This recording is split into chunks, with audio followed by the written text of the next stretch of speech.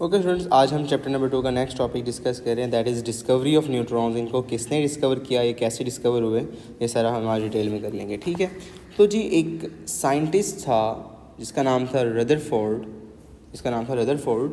तो उसने ये देखा कि अगर हम किसी एटम का मैस कैलकुलेट करें और उसके बाद उसके इलेक्ट्रॉन्स और प्रोटॉन्स का मैस कैलकुलेट करें, वो इक्वल नहीं आते। ठीक है, हम एक एग्जांपल ले लेते हैं। लेट्स सपोज कोई भी एग्जांपल ले लेते हैं हम वैसे ही। ठीक है, ये हमारे पास ये एक है एटम। ठीक है,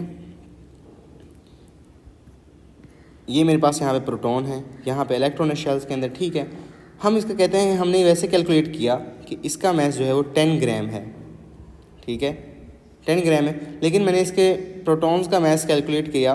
लेट्स सपोज कि वो आ रहा था 4 ग्राम्स। फिर मैंने इसके इलेक्ट्रॉन्स का मैस कैलकुलेट किया। लेट्स सपोज कि वो आ रहा था 2 ग्राम्स। अगर मैं 4 + 2 करता हूँ तो वो आता है 6। अब देखा गया कि ये बराबर क्यों नहीं आ रहा, तो ये पता चला कि कोई ना कोई चीज़ तो मिसिंग है ना इसके अंदर। इस चीज़ के अंदर कुछ ना कुछ तो मिसिंग है ना, कि ये बराबर नहीं आ रहा।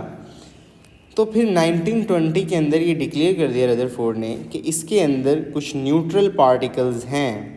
क्या हैं? कुछ न्यूट्रल पार्टिकल्स हैं। उसको कैसे पता चला कि न्यूट्रल होंगे? क्योंकि नेगेटिव हमारे पास है, पॉजिटिव हमारे पास है, तो ऑब्वियस सी बात है वो न्यूट्रल ही होगा।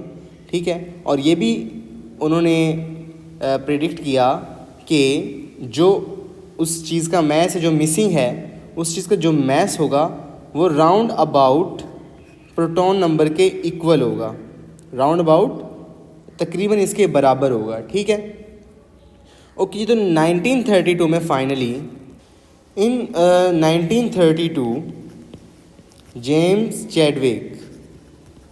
चैडविक ने कैलकुलेट कर लिया, फाइंड कर लिया न्यूट्रॉन नंबर को। ठीक है, अच्छा जी, उसने किस तरह जो है इसको डिस्कवर किया?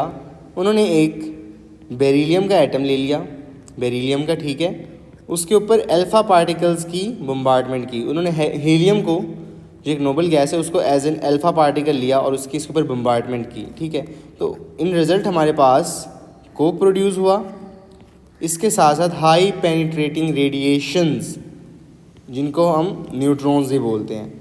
इनको हम हाई पेनिट्रेटिंग रेडिएशंस क्यों बोलते हैं? क्योंकि ये मैटर के अंदर से टू सम एक्सटेंट कुछ हद तक पास कर सकती हैं। ठीक है, इसलिए हमने इनको हाई पेनिट्रेटिंग रेडिएशंस बोला और ये हमारे पास एज ए न्यूट्रॉन्स बाद में इनको डिक्लेयर कर दिया गया। ठीक है, अच्छा, अब न्यूट्रॉन की कुछ जो हैं वो प्रॉपर्टीज़ हैं, वो भी हम देख लेते हैं।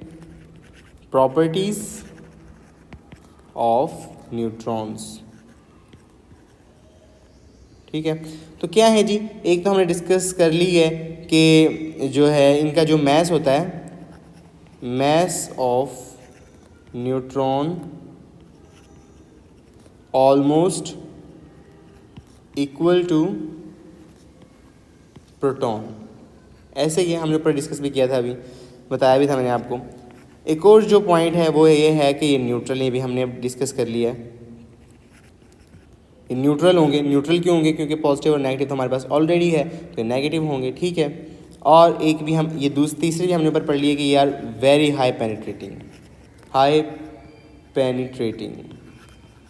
ठीक है, इनको पेनिट्रेटिंग हाई इसलिए बोलते हैं क्योंकि ये जो है वो कुछ ना कुछ हद तक मैटर के अंदर से पास कर सकते हैं। ठीक है, तो ये था हमारा आज का न्यूट्रॉन का कॉन्सेप्ट। ठीक है, कि ये किस तरह डिस्कवर हुए, इनको किसने डिस्कवर किया। सो आई होप कि आपको क्लियर होगा। इसको हम इधर तक ही रखते हैं और इससे आगे हम नेक्स्ट लेक्चर में कंटिन्यू करेंगे।